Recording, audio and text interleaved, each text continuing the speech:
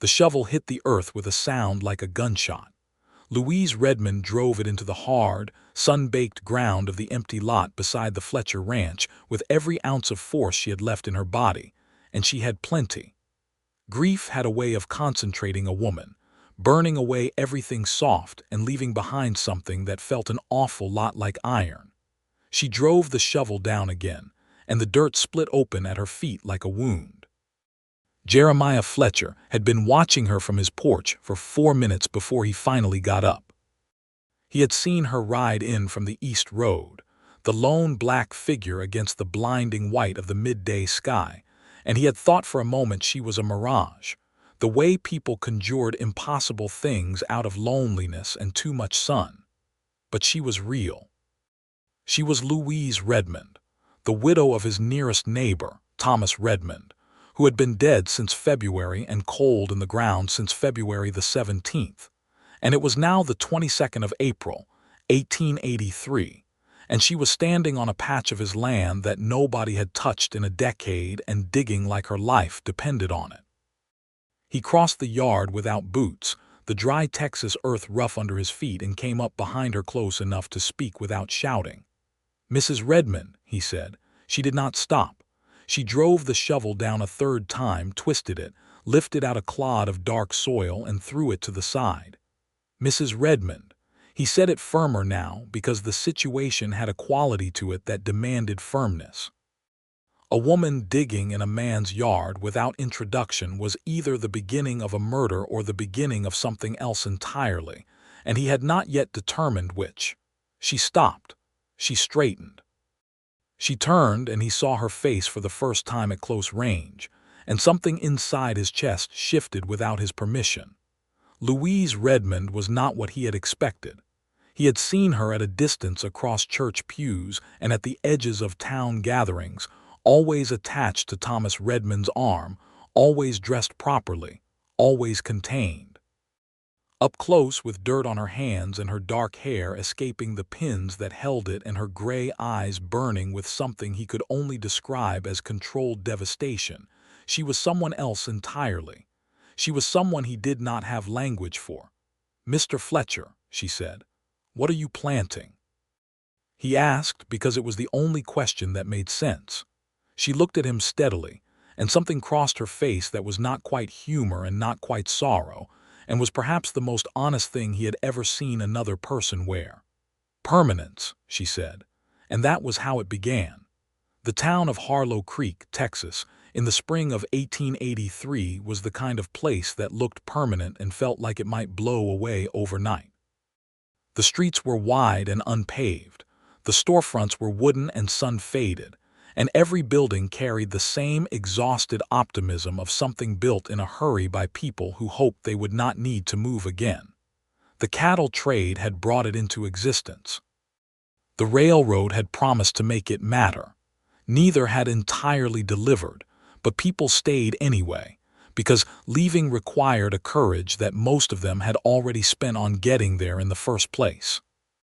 Louise Redmond had arrived in Harlow Creek 12 years before as a bride of 22, riding in a wagon beside Thomas Redmond, who had been 35 and already settled and already a man with opinions and a plan, and a piece of land that he intended to work, until it became something worth leaving to children. They had 3 children. They had worked the land. They had built a house that was sturdier than most in the county, with a real floor and 2 fireplaces, and a garden that Louise tended with a ferocity that people noticed and commented on, because in that country, a good garden was the same as an act of faith. Thomas had died on the 12th of February, 1883. He had been 54 years old and apparently healthy, except that he was not, because his heart had simply stopped one morning while he was walking out to check the fence line. He was gone before Louise reached him. The coroner, who was also the town's only doctor, said it was not unusual for a man his age. Louise said nothing in response to this, because she was busy calculating what the rest of her life was going to look like without the man who had designed most of it. She was 34 years old. She had 3 children: William, who was 11, Clara, who was 8, and the baby, Robert, who had just turned 5 and still asked for his father at night. She had 160 acres of land, a cattle operation that depended on seasonal hands she could no longer reliably afford, a debt to the bank that Thomas had taken on to expand the herd the previous autumn, a house with a broken porch step that nobody had gotten around to fixing, and a future that looked, in February of 1883, approximately as hospitable as the hardpan desert. The neighbors had brought food for 2 weeks and then gone back to their own problems. The bank had sent a letter expressing sympathy and asking about the schedule for debt repayment. The pastor had prayed over her and told her that the Lord had a plan, and Louise had nodded and thought, with a clarity that surprised even herself, that if the Lord had a plan, he had bet her make it legible soon, because she was running out of time to read it. Jeremiah Fletcher had not brought food and had not expressed sympathy, because Jeremiah Fletcher was the kind of man who believed in staying out of other people's business unless they brought it to his door. He was 36 years old and had been running his ranch alone for 4 years, ever since his brother, Daniel, had sold his half of the property and gone north to try his luck in the silver mines, which had so far yielded nothing but letters asking for loans. Jeremiah had the ranch, the work, the silence, and a reputation in Harlow Creek as a fair but private man who kept his word and kept his distance. He and Thomas Redmond had been cordial neighbors. They had shared fencing costs along the boundary line and had occasionally lent equipment, the way practical men in that country did out of necessity rather than warmth. Louise, in 12 years, had exchanged perhaps 30 sentences with Jeremiah Fletcher. He existed in her awareness the way landmarks existed, consistently present, useful for orientation, not particularly examined. That changed on the 22nd of April, when Louise woke up at dawn with a certainty that felt like a physical thing, a pressure in the center of her chest, and understood in one clear, cold moment what she needed to do. She needed to plant an orchard. It had been in her thoughts for weeks, growing in the way that real plans grow, quietly and with roots. She had done the arithmetic. She had looked at the land. She had read in an agricultural circular, one of the ones Thomas had subscribed to, and she had continued reading after his death, that apple orchards in the Texas Hill Country were beginning to yield productively, that there was a market for fruit in the growing cattle towns, and that an established orchard could mean the difference between surviving and prospering. She needed 10 acres. She needed rootstock. She needed water rights. And she needed the corner of the Fletcher property that bordered her eastern fence line. It was a piece of land Jeremiah was not using, had never used as far as she could tell. It was rocky on one end and sloped gently on the other, and the slope caught water in a way that her own eastern acreage did not, and without that water the orchard would not survive. She had lain awake for 2 weeks turning it over, looking for another solution, and there was not one. The solution was 10 acres of Jeremiah Fletcher's uncultivated land. She had meant to ask properly. She had planned, in the part of her mind that still operated according to social convention, to send a note first, or to knock on the door, or to make her case with words before making it with action. But she had woken up at dawn and felt the time pressing on her like something physical, and the orchard had been so clear in her mind, the rows of trees, the fruit, the children running between them in some future she was building against all probability, and she had picked up the shovel without thinking about what came next. She was planting permanence. That was the truest answer she could give. She had spent 2 months in the pure uncertainty of grief, in the formless terror of not knowing whether anything in her life would last, whether she could keep the house, keep the land, keep her children fed through another winter. Permanence was what she was after. The word had come out of her mouth in the Fletcher yard and had surprised her with how deeply she meant it. Jeremiah had looked at her for a long moment after she said it, long enough that she had begun to prepare herself for anger, for the territorial outrage of a man whose land she had put a shovel into without permission. But what she saw on his face was not anger. It was something that looked very much like recognition. "You better come inside," he said, "and explain that to me over coffee." The inside of Jeremiah Fletcher's house was clean in the way that bachelor spaces were clean. Not perfectly, but honestly, with the evidence of daily use visible and unashamed. The kitchen had a good cast-iron stove and a table with 2 chairs and a window that faced east. Louise sat in one of the chairs and watched him make coffee with the efficient movements of a man who had done it alone long enough that the process was muscle memory, and she thought about what she was going to say. What she said was the truth, because she was past the stage of her life where she could afford strategy. She told him about the orchard. She showed him the figures she had written on a folded piece of paper she had pulled from her coat pocket. She told him about the water drainage on the slope of his eastern border, and she told him what she needed from him, which was a lease on 10 acres for a term of 7 years, with an option to purchase if the orchard proved viable. She told him she could offer $18 a year for the lease, which was not a great sum but was honest, and she told him she understood if the answer was no, but that she wanted him to understand what was at stake for her before he answered. She stopped talking and looked at him. He was looking at the figures on her paper, and she could see him thinking the same way she could see the mechanics of a clock through a glass face, the turning of something careful and methodical behind his eyes. "You ran these numbers yourself," he said. "I did." "They're correct," he said. "I know because I ran some myself last fall when I was considering what to do with that section." She stared at him. "You were considering an orchard." "I was considering the slope," he said. "I didn't get further than the water. I didn't have the capital or the time to do it properly." He set the paper down on the table between them. "Or the knowledge. I'm a cattleman, Mrs. Redmond. I don't know fruit trees." "I do," she said. "My father had an orchard in Missouri. I grew up in it."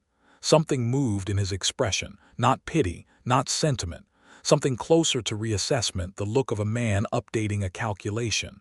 "7 years is a long time," he said. "I know. A lot can change in 7 years." "I know that too," she said, and her voice was steady in a way that she was privately proud of, because underneath the steadiness there was the full weight of everything she was carrying: the debt and the children and the empty side of the bed and the 5-year-old who asked for his father in the night. Jeremiah Fletcher picked up the paper again, looked at it for another long moment, and then put it down and looked at her.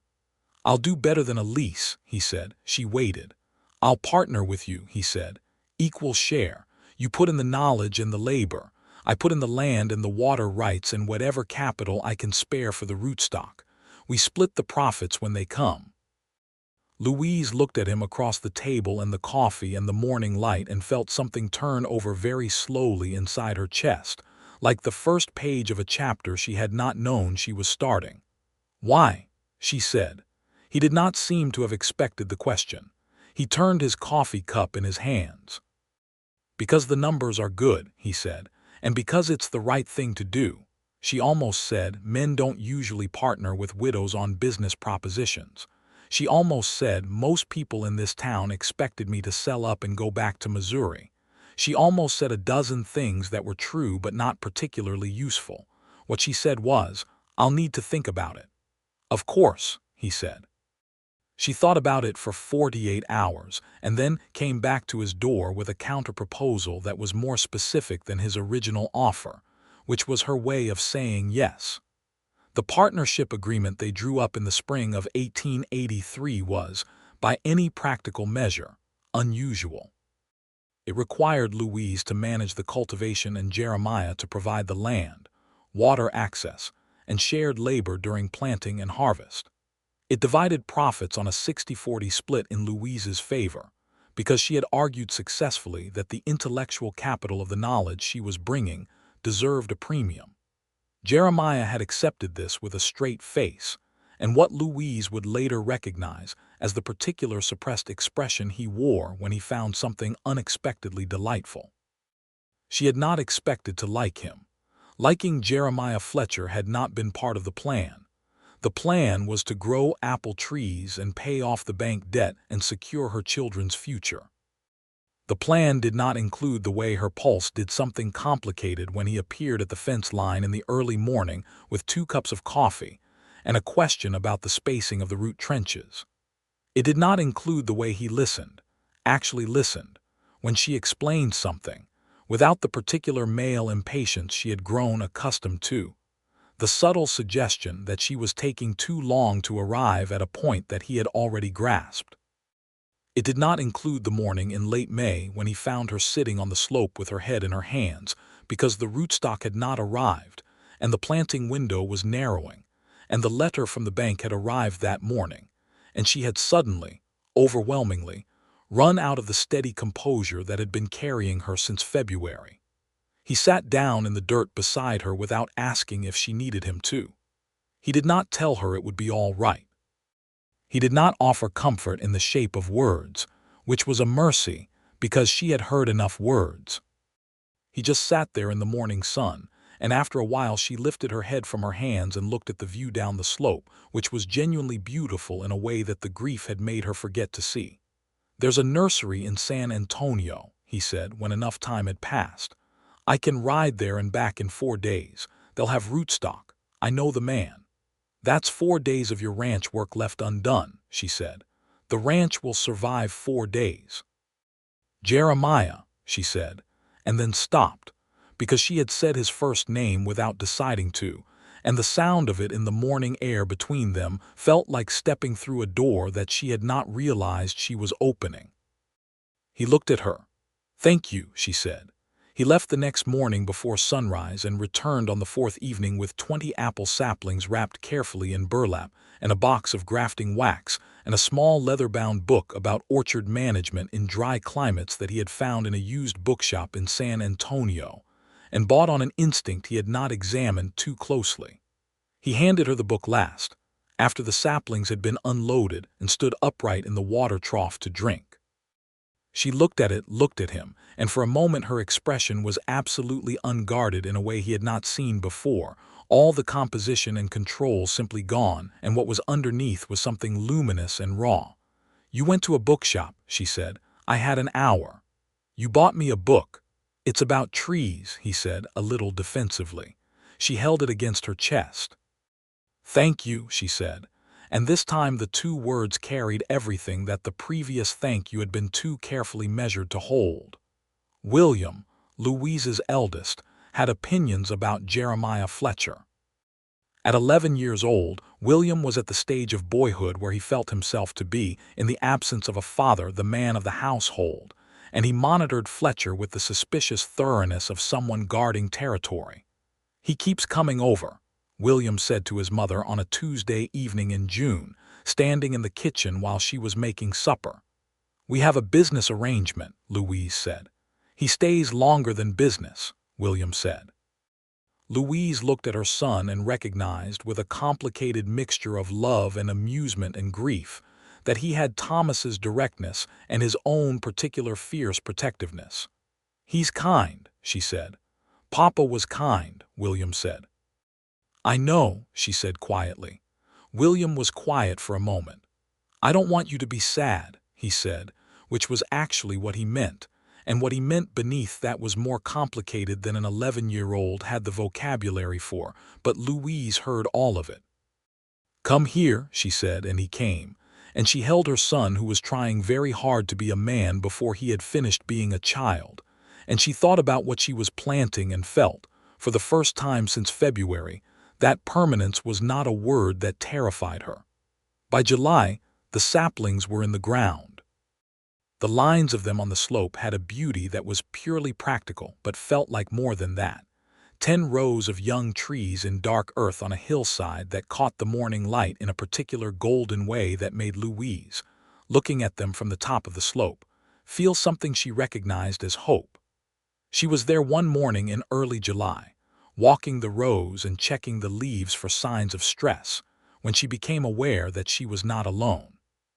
She turned and found Jeremiah standing at the top of the slope watching her, and the expression on his face was one she had not seen him wear before, entirely open and entirely unguarded, and when their eyes met, he did not immediately look away.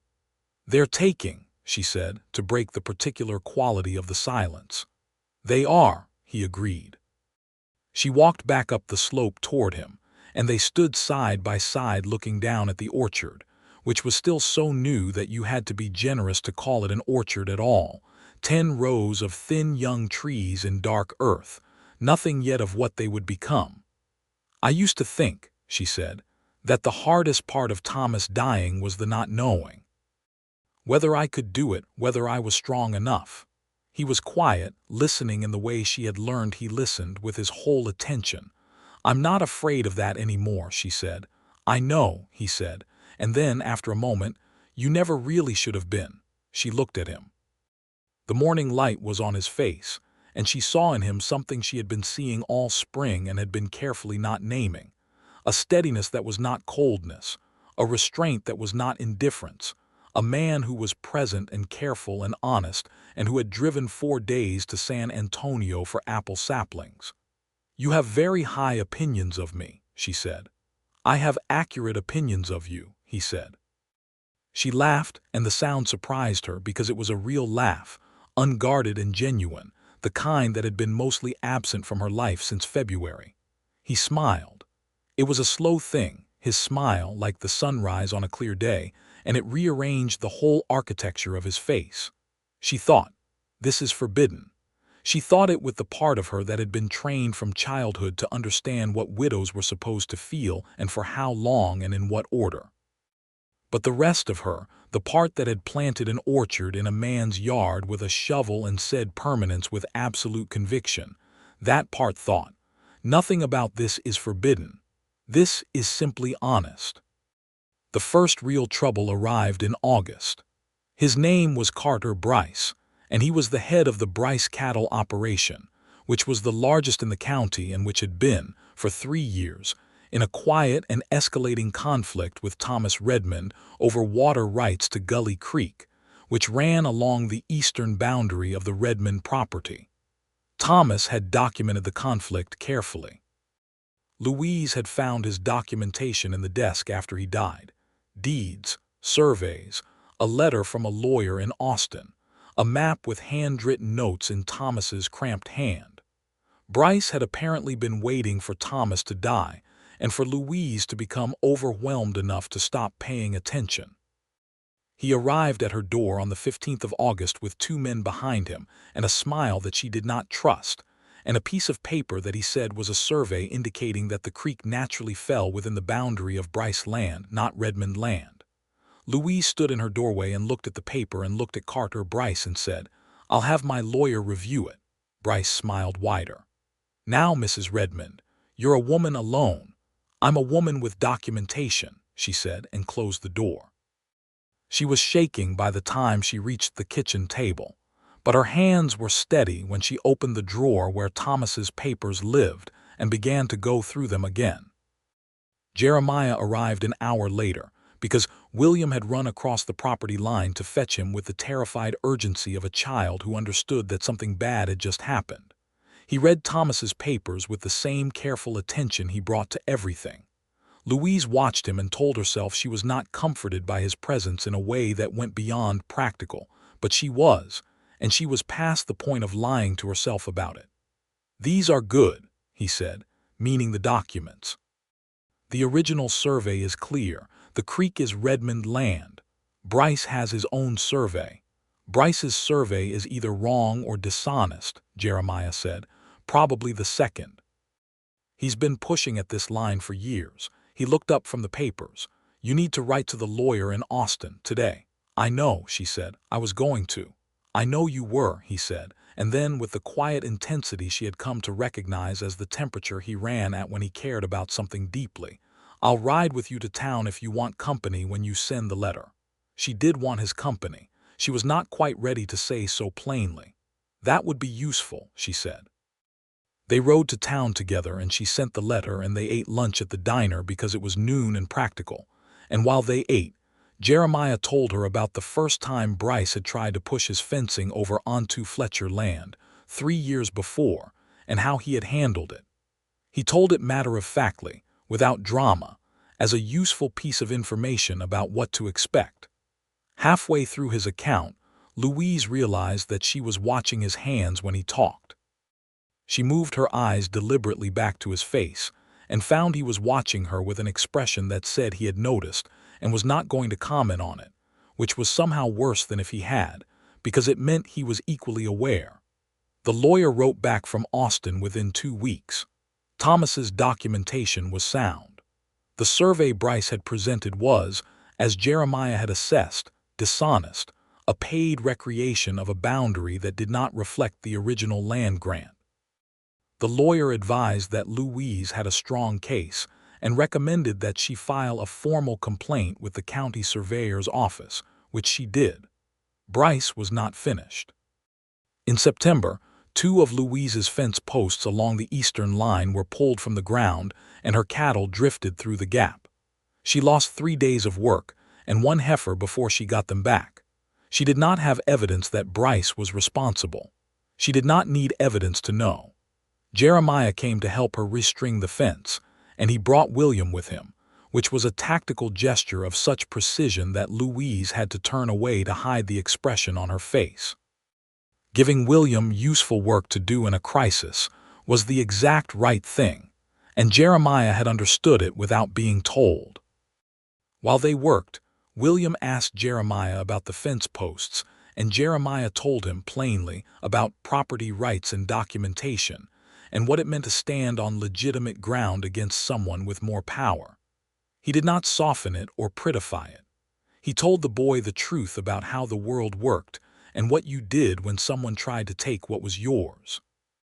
That evening, when the fence was fixed and William was inside and the sky was going orange over the hills, Louise stood with Jeremiah at the gate and said what had been building in her for some time. "I need to ask you something personal," she said. He waited. "Why are you helping me?" she said. "And I mean genuinely.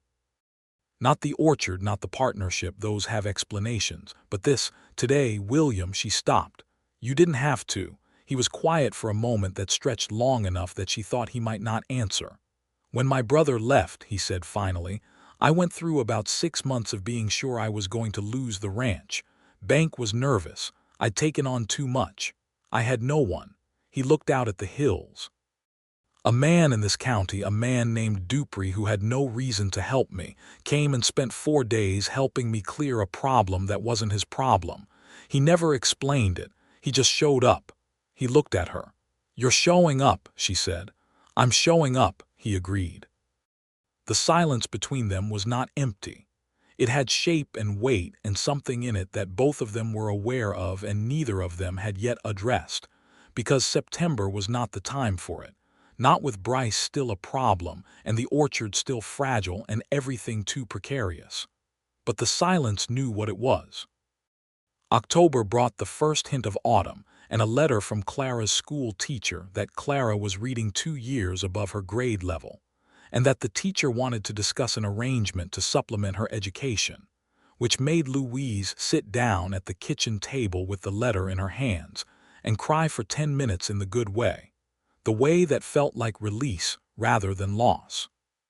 She told Jeremiah about it the next morning, and he listened, and his face did what it did when something genuinely moved him. It went very still, and then something quiet and bright came into his eyes. "She's like you," he said. "She's sharper than me," Louise said. "That's what I said," he said, and she threw a dish towel at him, and he caught it, and they were both laughing, and she stood in the middle of her kitchen with a good man who had been making her laugh with increasing regularity, and felt the question forming that she had been refusing to form for months. What are we? It was a question that required saying out loud eventually, because things that are not said have a way of pressing against their containers and causing damage. She knew this. She had been a practical woman all her life, and practical women did not allow the important things to remain unaddressed indefinitely. It was Jeremiah who said it first, which surprised her because she had not expected him to say it first. He came to the orchard fence one evening in October when the light was going sideways and golden and the apple trees were showing the first faint blush of what they would eventually become, and he stood there looking at the trees for a while before he turned to look at her. "I need to say something," he said. "All right," she said. "I think you know what it is." She considered pretending she did not. Then she said, "I think I do." "I'm not going to press you," he said. "I know this is not simple, and I know it's too soon by every convention that applies to widows in this country. And I know you have 3 children and a ranch and an orchard and a debt and Bryce still breathing down your neck. And I know all of that." He looked at the trees. "But I would rather say it and be told no than not say it and spend another 6 months looking at you the way I've been looking at you." She said, very quietly, "How have you been looking at me?"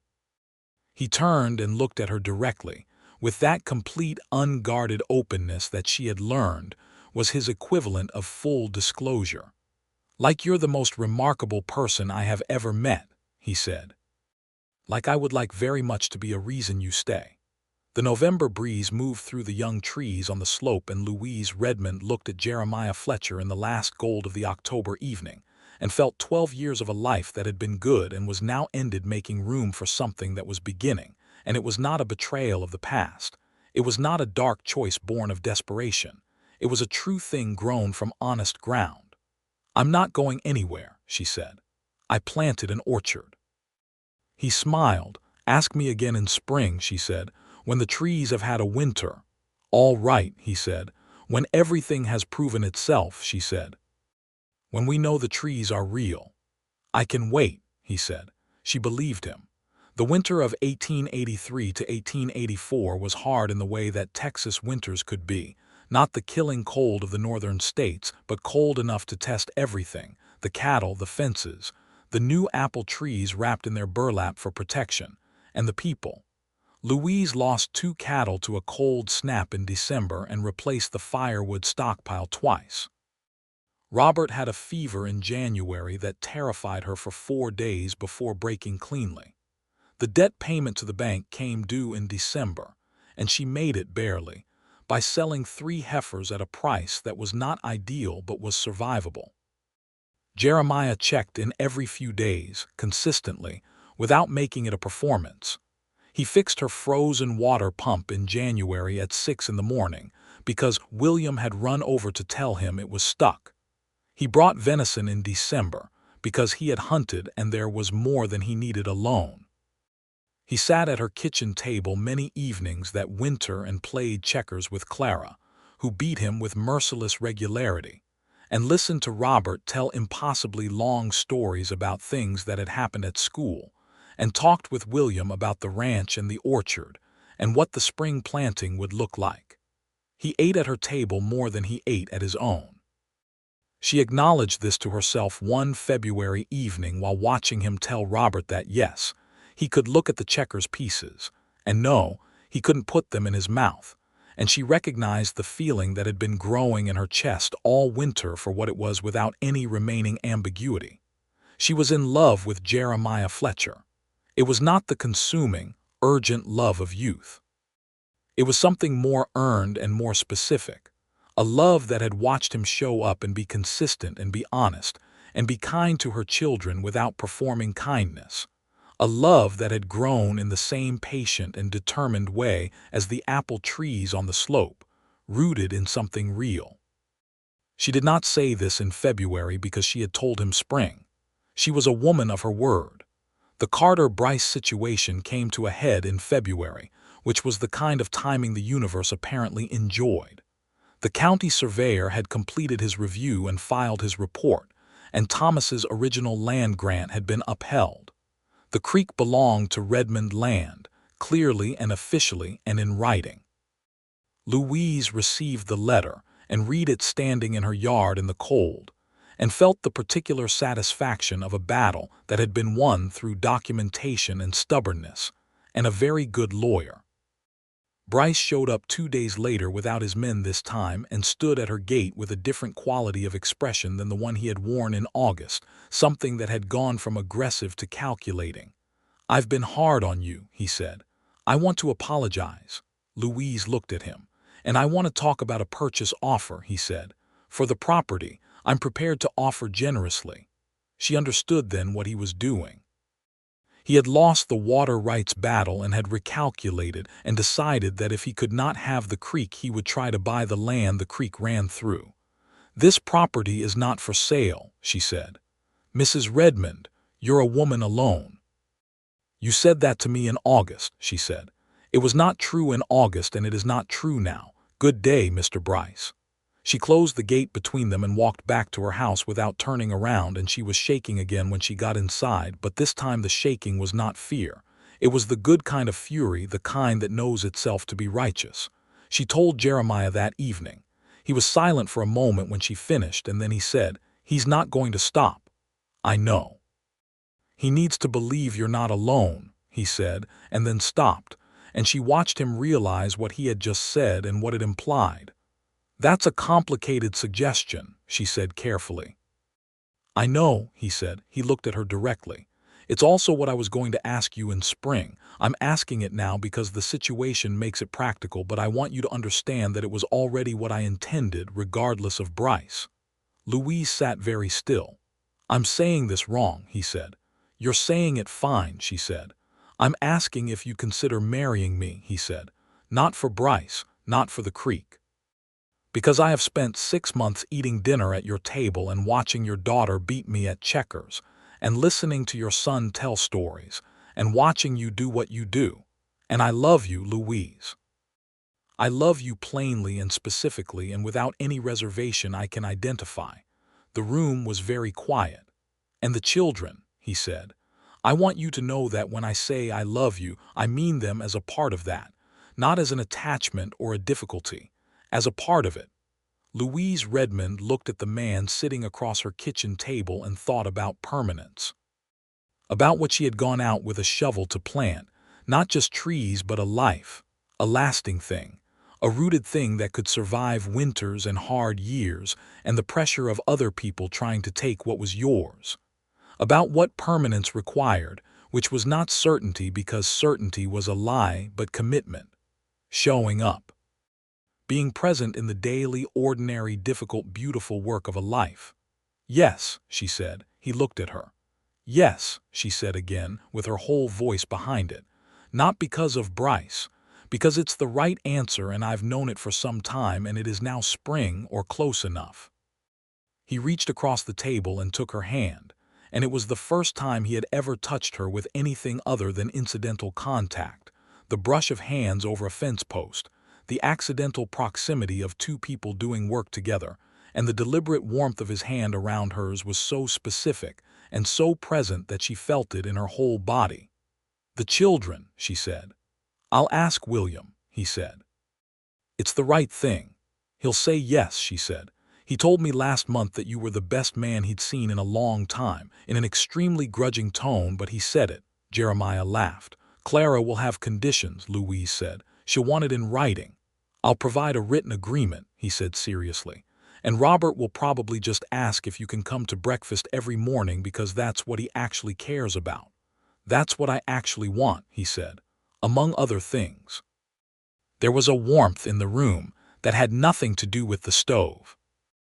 They were married in the Harlow Creek Methodist Church on the 14th of March, 1884, which Jeremiah had pointed out was just barely spring by the astronomical definition, a fact that Louise accepted as technically satisfying her condition. The ceremony was attended by most of the town, because a wedding in Harlow Creek in 1884 was an event, and because the particular story of the widow who had shown up with a shovel and planted an orchard and stood down Carter Bryce with documentation and married her business partner had captured the attention of the community in the way that real stories did, not gossiped about, but respected. William stood straight and solemn beside his mother and gave her hand to Jeremiah with an expression of fierce approval that made the pastor nearly forget his lines. Clara watched the proceedings with the analytical attention of a person taking notes. Robert fell asleep in his church pew 15 minutes in, which everyone found endearing. Jeremiah Fletcher said his vows with the same complete attention he brought to everything that mattered, looking at Louise steadily as he made each promise, as if he were reading a document he intended to honor precisely. Louise said hers and felt, for the first time in a very long time, that the ground under her feet was exactly where she had put it. The reception was held in the churchyard, and there was pie and lemonade and a fiddle player from the next county who was very good, and Carter Bryce, who had received an invitation he could not socially afford to refuse, stood in the corner of the yard with the expression of a man who had comprehensively lost a contest he had not anticipated entering and left early. Jeremiah noticed and said very quietly into Louise's ear, "He's leaving." "Good," she said, equally quietly. "We've won," he said. "We were always winning," she said. "He just didn't know it." He took her hand under the table and she let him keep it. The spring of 1884 brought, along with all its other gifts, the first sign of actual fruit on the apple trees. Louise saw them on a morning in late April, the small tight fists of beginning fruit pushing through the blossoms, and called Jeremiah from across the fence line with a shout that brought him running, because her voice had a quality to it that he had learned to hear the way a sailor heard weather. He arrived at a jog and stopped beside her where she was crouched at the nearest tree, and she looked up at him with the specific joy of a thing proven right. "Look," she said. He crouched beside her and looked at the small nascent fruits and then looked at her face.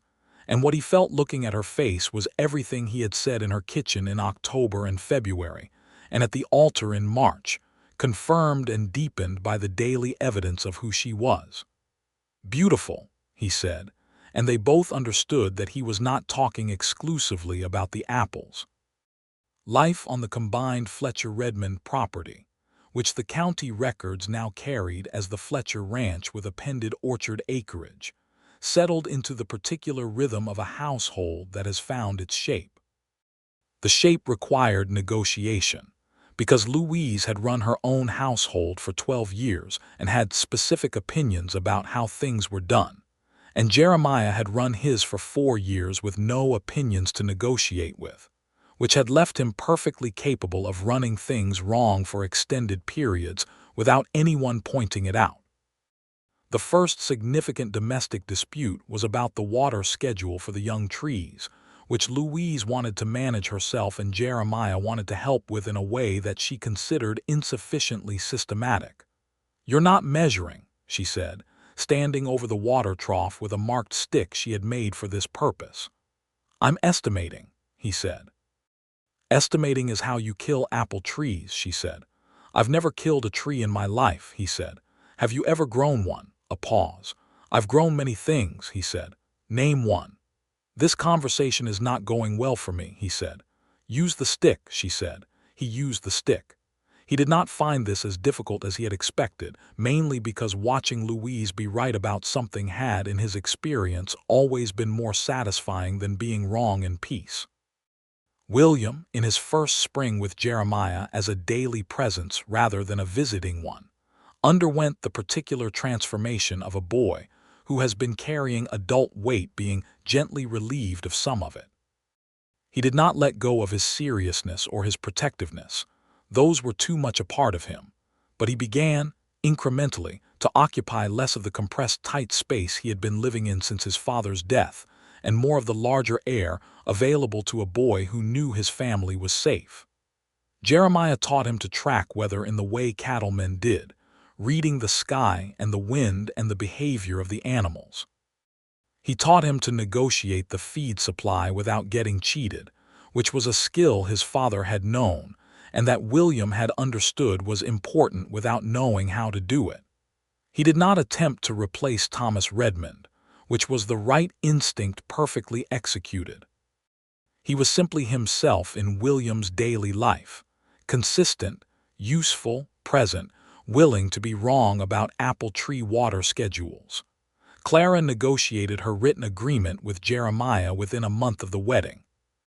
It was a document she produced on 2 sheets of paper in her careful 10-year-old handwriting, which set out certain expectations about fairness in household decision-making, access to books, and the formal acknowledgement that she was, by her own assessment, capable of understanding adult conversations, and should therefore be included in them when they were relevant to family decisions. Jeremiah signed it with complete gravity and filed it in the desk drawer. "She's going to be either a lawyer or a president," he said to Louise that evening. She's going to be whatever she decides to be, Louise said. Which is the point? Yes, he said. That's what I meant.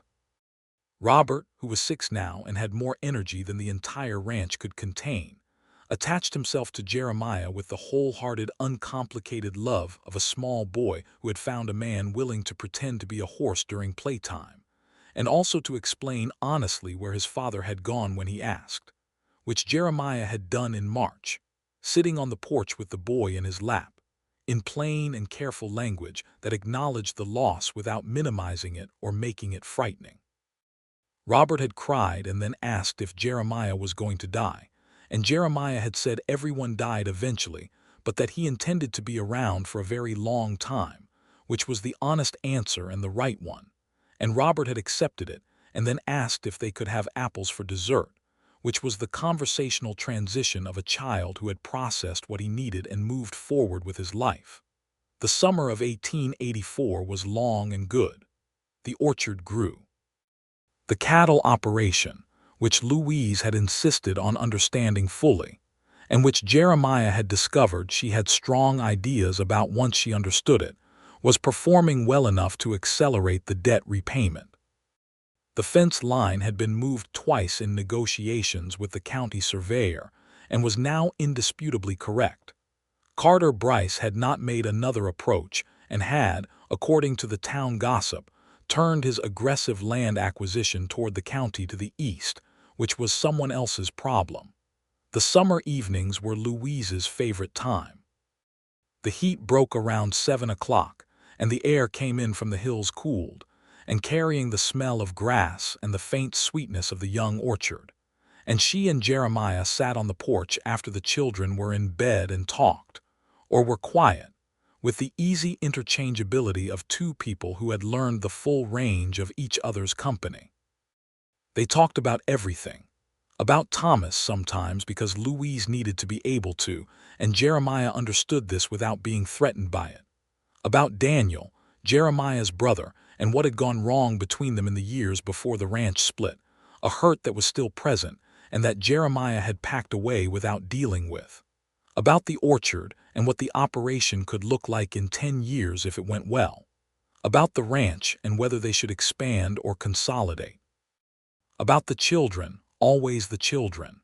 They argued sometimes, productively, the way people argued when they respected each other's intelligence and were willing to be convinced. Louise changed her position on the cattle expansion strategy after Jeremiah laid out a 3-year projection she had not seen before. Jeremiah changed his position on the school question, which was whether to send Clara to the larger school in the county seat for the advanced instruction she needed, after Louise made the case for what that opportunity would mean for Clara specifically. He was wrong in equal measure to her being wrong, and they were both willing to say so, which was a thing that Louise had come to understand was a rarer quality in a marriage than it had any right to be. One August evening she said, "I want to tell you something." He was looking at the last of the light on the hills. He turned toward her. "I was afraid," she said, "all last year, not of the bank or of Bryce or even of not being able to manage. I was afraid of something inside myself, that I had become so defined by a life I'd built with someone else that I didn't know who I was outside of it." He was very quiet. "You showed me that wasn't true," she said. "Not by telling me, by making it demonstrably obvious through months of daily evidence." She looked at him. "I just wanted to say thank you for that specifically." He reached over in the evening dark and took her hand. "You showed yourself," he said. "You showed up with a shovel in February and planted apple trees in March and fought Carter Bryce with a surveyor's map and 3 months of documentation. You showed yourself, Louise. I just had the good sense to watch." She leaned her head against his shoulder and the hills went from gold to purple to dark. "Next year," she said, "we'll have actual apples." "A whole harvest of them," he said. "I'm going to make apple butter," she said. "My mother's recipe. I haven't made it in years." "Show me how," he said. "You want to learn to make apple butter." "I want to learn everything you know," he said with perfect simplicity. She was quiet for a moment. "That might take a while." "Good," he said. "I've got time." In October of 1884, Louise discovered she was expecting. She had suspected for a few weeks and had carried the knowledge quietly, holding it in the way you held something very fragile, not quite believing it was real.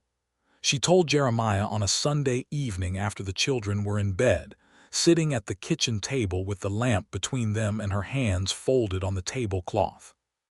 He looked at her face and then at her hands and understood before she said the words. "Are you well?" he asked first, which was the right first question, and she loved him for asking it. "I'm well," she said, "tired, but well." He sat with the knowledge for a moment, and she watched it settle over him, watched the thing it did to his expression, which was completely unguarded and entirely radiant. "I don't have words," he said. "That's all right," she said. He came around the table and crouched beside her chair and took both her hands and looked up at her, and his face was so completely open that she thought this was what trust looked like from the outside, someone showing you everything without armor. "I will take excellent care of you," he said. "I know you will," she said, "and I will take excellent care of myself, which is an important distinction."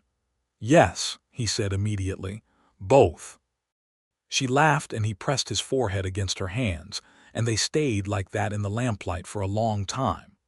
William took the news with a careful neutral expression that lasted exactly 20 seconds before breaking into something helpless and pleased. Clara immediately began a list of names, organized alphabetically, which she presented to her mother and Jeremiah with the note that they were welcome to consult it. Robert said with complete seriousness, "I want it to be a boy," which was the same thing he had said when Louise was expecting Robert himself, which nobody mentioned. The winter of 1884 to 1885 was Louise's favorite winter, which she recognized as remarkable given that she spent the majority of it uncomfortable in the physical way of late pregnancy, in a house with 3 children, and a cattle operation to co-manage, and a husband who wanted to wrap her in wool and keep her stationary, a desire she resisted firmly, and he respected immediately. She was still checking the orchard trees in January, bundled in her coat, walking the rows and noting which ones had weathered the cold best. Jeremiah walked with her, not because she needed a shepherd but because he wanted to be there, and because walking the orchard rows together had become one of the particular rhythms of their life, a thing they did in the way couples develop the private rituals that made a shared life distinct from a merely cohabited one. The trees were healthy. All 20 of them had survived their second winter. "They'll fruit properly this year," Louise said. "I know," he said. "Real fruit, not just the beginning of it." "I know," he said again. She stopped walking and looked down the rows, at the 20 small trees in their winter dormancy, bare and seemingly fragile against the pale sky, and felt something so complete inside her that she did not have a word for it that was adequate. Permanence. That was still the closest thing. She had come to this slope with a shovel and an intention, and the intention had become trees, and the trees had become a business, and the business had become a partnership, and the partnership had become a life, a whole specific rooted irreplaceable life, with a good man and 3 children who were thriving and a baby coming in March and 20 apple trees that were going to fruit. "Are you all right?" Jeremiah said because she had been quiet for a while. "I'm better than all right," she said. "I'm trying to find the word for it." "Take your time," he said. "Planted," she said finally. "That's the word, I feel planted." He put his arm around her in the January cold and pulled her gently against his side. "Me too," he said. "Finally." The baby arrived on the 4th of March, 1885, which was a Thursday. He was born in the bedroom of the ranch house with the midwife from town and Jeremiah pacing the kitchen floor in the time-honored fashion of expectant fathers, and he was healthy and loud, and had his father's dark hair and his mother's gray eyes. And when Jeremiah first held him, he stood very still in the lamplight with the baby against his chest, and his face doing the completely unguarded thing it did when he was feeling something too large for ordinary expression. They named him Thomas Jeremiah Fletcher. Thomas for the man who had built the foundation of the life the baby was born into, and Jeremiah because he was the man who had continued it, and Fletcher because it was the name they all shared now, the whole family, the four of them, and the one small new one. William held his new brother with the careful intensity of a boy who had learned that things needed to be held with attention. Clara measured the baby's head circumference with a piece of string and declared him within normal parameters, which she had read about in a book. Robert looked at the baby for a long time and then said, "He's very small," with the authority of someone who had forgotten that he himself had once been this size. Spring came early in 1885, and the orchard made good on its promise. The first proper harvest was not enormous, because orchards took time, but it was real. Louise and Jeremiah and William picked apples on a Tuesday morning in late September, moving through the rows with baskets, and the sound and smell of it was so specific and so good that Louise had to stop once in the middle of a row and just stand there with an apple in her hand and breathe it in. Jeremiah came and stood beside her. "What is it?" he said. "My father's orchard," she said. "I haven't smelled this since I was 17. She turned the apple in her hand.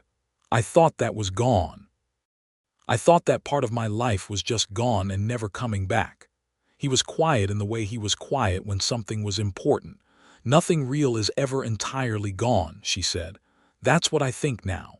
The good things, the things that are true, they find ways to come back around." He took the apple from her hand, looked at it, and then looked at her. "Your father would have approved of you," he said. She made the apple butter that fall, her mother's recipe, in the large pot on the kitchen stove with the children underfoot, and the smell of it filling the house, that particular sweet-spiced warmth that was childhood and harvest, and all the years that had run between then and now. Jeremiah learned every step as promised, standing at her elbow and doing exactly what she told him and not once pretending to know better. When it was done and jarred and lined up on the kitchen shelf, he counted the jars. 22, he said. "We'll sell half," she said, "and keep the other half forever," he said. "For the winter," she said. "Same thing," he said. She kissed him for that, in the kitchen with the smell of apples around them, and he kissed her back with the specific warmth of a man who was in possession of exactly the life he wanted. Daniel Fletcher appeared in November of 1885, arriving at the ranch without warning in the way younger brothers did, having exhausted the silver mine to the north and returned, as people always returned in that country, to where they had started. He was 32 years old and sheepish in the particular way of someone who had made a decision they had since regretted and was not sure of their welcome. His welcome was complicated. Jeremiah let him in and fed him and said nothing incriminating for the first evening, but Louise could see the tension in him, the 4 years of silence and hurt that Daniel's departure had created, sitting unaddressed at the kitchen table along with the supper. It was Louise who eventually said what needed saying, which was that Daniel owed Jeremiah a real conversation about what had happened when he sold his share and left, and that Jeremiah owed Daniel the willingness to have it. She said this privately to Jeremiah in their room with the bluntness she deployed when something was important. "I know," he said. "Will you have it?" "It's hard," he said. "I know. Have it anyway." They had it the next morning on the porch. Louise kept the children inside and did not listen, and did not know exactly what was said. But 2 hours later, both men came in for coffee, and the quality of the air around Jeremiah had changed in the way she had learned to read, opened up from the compressed tight thing it became when he was carrying something unaddressed. Daniel stayed through the winter and into the spring. He was useful, which was a point in his favor, and he was good with the children, which was another point, and he had a quality of honest self-awareness about his failure and his choices that made it hard to stay angry at him once the real conversation had been had. He found work with a neighboring rancher in the spring and took his own lodgings in town, but he came for Sunday supper, and this became a fixture, Daniel Fletcher at the Sunday table, telling stories about the silver mines that got more elaborate with every telling while William tried to catch the exaggerations and Robert believed every word. "Is the silver mine story true?"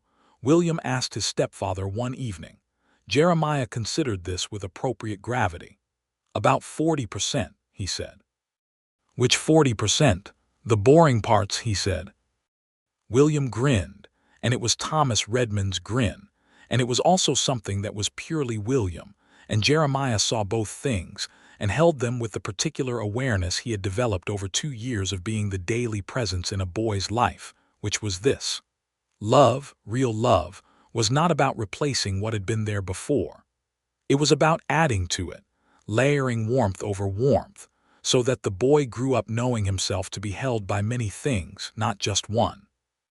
By the spring of 1886, the orchard had expanded to 30 trees, using a portion of the first year's profits and Jeremiah's capital investment. Louise had hired 2 seasonal hands for the harvest, local men who came in September and were paid fairly, and went home to their own families in November.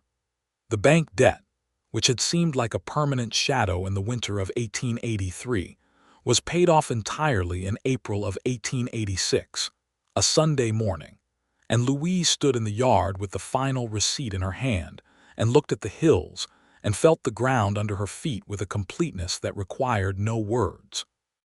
Jeremiah came and stood beside her and looked at what she was looking at. "Done," she said. "Done," he agreed. "Thomas worked for 15 years and didn't quite get there," she said. "I don't say that as a criticism. I say it because I want to acknowledge how much ground we covered." "We," he said. "We," she confirmed. He put his arm around her and they stood in the April morning on the land that was theirs, free and clear, and the apple trees on the slope were in their 3rd spring, no longer saplings but actual trees with the branching geometry of established things, things that had rooted and committed and were not going anywhere. Thomas Jeremiah Fletcher, who was a year old and walking in the improbable way of very new walkers, arrived at their feet and grabbed Jeremiah's boot and looked up at them both with the serene confidence of a person who knows exactly where he belongs. Louise picked him up and held him against her hip and looked at her husband over the top of the baby's dark head. "I want another one," she said. Jeremiah looked at her with an expression that she had learned was his version of completely undone. "In due time," she said, "but I want a big family. I want this house full." "This house is already full," he said. "I know," she said. "I want more." He laughed, and it was the laugh she loved best, the one that started in his chest and worked outward and made him look 10 years younger and completely alive. "All right," he said. "More." The letter from the Agricultural Society in Austin arrived in the summer of 1886, and it was addressed to Louise Fletcher, which still had the power to catch her in a small private way when she saw it. The name that was both new and not new, that was her own in a way she had earned rather than been assigned. The letter was an invitation to speak at the Society's annual meeting about the orchard operation, specifically about the water management techniques that Louise had developed over 2 years of working the slope, which had produced better yields than several established operations in the region, and had been noted in the Society's quarterly publication. She read the letter twice and then handed it to Jeremiah without saying anything. He read it and looked up. "You should go," he said. "It's 2 days in Austin," she said. "I can manage 2 days," he said. "The children can manage 2 days. You should go." "You'll use the measuring stick," she said. "I will use the measuring stick every single day," he said with complete gravity. She went to Austin in September, with a presentation prepared in her careful handwriting, and the leather-bound book about orchard management that Jeremiah had bought her in San Antonio in the spring of 1883. And she stood up in front of 40 men and 3 women at the Agricultural Society meeting and spoke about water management and root depth, and the particular qualities of the slope on the old Fletcher border that made it excellent ground for apple cultivation. And she spoke without apology, and without the hedging self-deprecation that was expected of women in those rooms, and she was extremely well received. She came home with 2 letters of inquiry from growers in other counties who wanted to purchase her rootstock, which meant additional income, and a new subscription to an agricultural journal, and the particular upright quality that came from standing in a room and being exactly who she was and being found sufficient. Jeremiah was on the porch when she arrived in the evening, with the children in bed and the lamp lit and the hills gone dark and the sky full of stars. He stood up when he saw her. "Well," he said, "they want my rootstock," she said. He smiled the slow sunrise smile. "Of course they do," he said. She walked up the porch steps and straight into him, which was not her customary mode of arrival. She was generally more composed, but composure had its limits, and she had spent 2 days in Austin being excellent and properly restrained, and what she wanted now was the unceremonious warmth of her husband's arms. He held her without asking for explanations. "Come inside," he said after a while. "I have something to tell you." She pulled back and looked at his face, which had its careful, suppressed expression. "What is it?" "Clara got a letter," he said, "from the secondary school in the county seat. They're offering her a full scholarship based on her examinations." Louise stood very still. "She took the entrance examinations in August," he said. "She didn't tell you because she didn't want you to worry if she didn't pass. She went alone." "She went with me," he said. "She asked me not to tell you until the results came. I apologize for keeping it. She was very persuasive." "She always is," Louise said, and then sat down on the porch step because the knowledge required sitting down. Her daughter.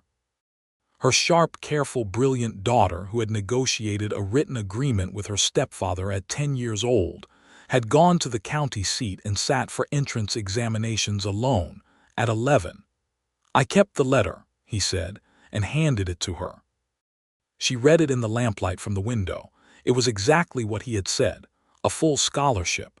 Clara Redmond, it said, which was still her name and would remain her name because Clara had been Thomas Redmond's daughter first, and she knew it and was proud of it, and Jeremiah had told her that her father's name was worth keeping and had meant it. "When does she start?" Louise asked. "January," he said. "She can board in the county seat during the week and come home on weekends." "She'll hate leaving the house," Louise said. "She'll love the school," he said. "Both things," she said. "Both things," he agreed. She looked at the letter and then at the sky and thought about what it meant to have given a daughter such a specific, determined ferocity of self, the kind that sat entrance examinations without telling her mother and negotiated written agreements at 10. She thought about whether she had taught it or whether Clara had arrived with it, and she had simply made room for it to grow. Both things, probably. The winter of 1886 into 1887 was the best one Louise had experienced in Texas. Not the easiest. The ranch always had its hard stretches in the cold months, but the best, in the particular sense of richness and warmth and the quality of daily life that accumulated into something she could only call abundance. Clara went to her school in January and wrote letters home every week that were densely informative and occasionally funny, and once, in February, contained a poem that she had written for her English class, which Jeremiah read and kept in the desk drawer with the written agreement. William was 13 and had become, in the way of serious boys who have had adequate modeling, someone his mother looked at and thought, "You are going to be an extraordinary man." He managed the orchard water schedule by himself in February, when both his parents were occupied with a difficult calving season, using the measuring stick without being asked, and he got it exactly right. Robert was 8, and had developed a passionate interest in horses that had led to Jeremiah spending many weekend afternoons at the paddock fence, explaining the particulars of horsemanship to a small boy who absorbed information with the concentrated intensity of someone filling a container. Thomas, who they had taken to calling Tom to distinguish from the original Thomas, was nearly 2 and completely fearless in the way of second children who have grown up, surrounded by people who will catch them. He had Jeremiah's steadiness and Louise's will, and a particular quality of cheerful determination that was entirely his own. In March of 1887, Louise discovered she was expecting again, which meant that the thing she had said she wanted, a big family, a full house, was well on its way to being true. This time it was Louise who told Jeremiah without preamble, handing him a cup of coffee and then sitting down and saying, "Another one." He looked at her over the coffee cup with that completely radiant, unguarded expression. "I'm well," she said, "Before you ask." "I know you're well," he said. "You're always well. You're the most robustly healthy person I have ever met." "That is the least romantic thing anyone has ever said to me," she said. "You're beautiful and I'm delighted," he said immediately. "Better," she said. The second baby, born in November of 1887, was a girl. She came into the world in the early morning with a great deal of sound and fury, which Louise said was entirely characteristic of a child conceived by two such opinionated people. They named her Eleanor Frances Fletcher, Eleanor for Jeremiah's mother who had died when he was 12, and Frances for Louise's grandmother who had been, according to family legend, terrifyingly capable. Eleanor Frances lived up to the name within the first 24 hours by being the loudest infant any of the family had encountered, including Tom, who had been no modest occasion himself. "She has opinions," William said, standing over the cradle with the careful expression he always wore when confronted with new siblings. "Clearly," said Jeremiah. "She's perfect," said Robert. Tom, who was 2.5, studied his new sister for a long time and then said, "Small," which was apparently his assessment of all new family members. The orchard in the fall of 1887, its fourth full season, had produced a harvest that justified every calculation Louise had made with her pencil and paper in the winter of 1883. The rootstock sales had expanded. There were now 40 trees on the slope, and Jeremiah had begun talking seriously about purchasing the adjacent acreage outright, which they could afford, which was still a sentence that stopped Louise in the middle of whatever she was doing when she thought it clearly. They could afford it. She had done the numbers. She had been doing the numbers since 1883, and the numbers now said a thing that the numbers had not said in February of 1883, which was that Louise Redmond, widow, mother of 3, had taken 10 borrowed acres and a shovel and 4 years of knowledge and determination, and built something that was going to last. She told Jeremiah this one October evening, sitting on the porch with Eleanor in her arms and the older children in bed and the smell of the harvest still in the air, apples and earth and the particular satisfaction of a thing completed rightly. "We built it," he said. "Yes," she said, "we did." "I want to say something," he said. She looked at him. "When you came to that yard with a shovel," he said, "I was 4 years into not knowing what my life was for. I had the ranch and the work and it was fine. It was fine every single day and it had absolutely no meaning beyond fine." He looked at the dark hills. "And then you came and said you were planting permanence and I looked at you and thought, that is what I have been missing. Not the specific thing. The conviction. The willingness to just drive the shovel into the ground and commit." She was quiet, listening with her whole self. "You taught me that," he said, "not by telling me, by doing it in front of me for 4 years. She looked at him in the evening dark, at this man who had sat down beside her on a slope when she was frightened and driven to San Antonio for apple trees, and signed a 10-year-old's written agreement with appropriate gravity, and taught her son to read weather and asked her to marry him out of love rather than convenience, and held her daughter's scholarship letter in the desk drawer alongside it. "Jeremiah," she said. "Yes. I love you in a way that I don't have all the words for yet," she said. "You have time to find them," he said. "We both do," she said. Eleanor made a sound of general commentary from her blanket, and they both looked at her and then at each other, and the laugh they shared was the easiest and most complete thing Louise had felt in years. The years that followed built on each other, with the patient accumulating richness of a well-rooted thing growing into its proper size. The orchard expanded to 60 trees by 1890, and Louise had been written up in 3 agricultural journals and had consulted by letter with 2 growers in California and 1 in Arkansas. She had, with a characteristically pragmatic and exhaustive process, made herself into an authority on dry climate fruit cultivation, not by seeking recognition, but by doing the work carefully and documenting it precisely, and being willing to share what she learned. Jeremiah bought the adjacent acreage in 1889, and the ranch expanded with it, and William, who was 17 and studying agricultural management by correspondence in the evenings, began to take on real operational responsibility in a way that had been the plan since he was 11, though none of them had ever said it out loud. Clara came home from school in the summers and on holidays, and was, by 16, someone who made Louise catch her breath with recognition when she walked into a room. She was formidable in the specific way of women who have never been told that formidable is a limitation, and she was planning to continue her education, which in 1890 was still unusual enough that it required a certain amount of deliberate ignoring of other people's opinions, which Clara managed with her customary efficiency. Tom at 5 was a miniature Jeremiah in temperament, steady and methodical and quietly funny, with his mother's eyes and his father's certainty. He had taken to following William around the property like a small, determined shadow, acquiring information about ranching with the serious application of someone being trained for a purpose.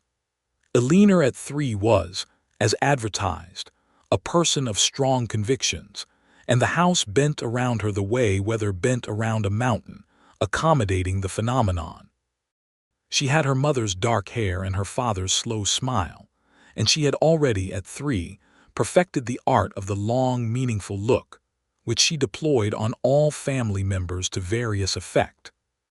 On a September evening in 1890, Louise stood at the top of the slope above the orchard and looked down at the 60 apple trees in their harvest-ready abundance, the rows she had planted one shovelful at a time in the spring of 1883, and she felt what she had felt every September since the harvest started coming in, but amplified now by 7 years of growth into something that had a weight and depth to it, the feeling of a life lived in the right direction.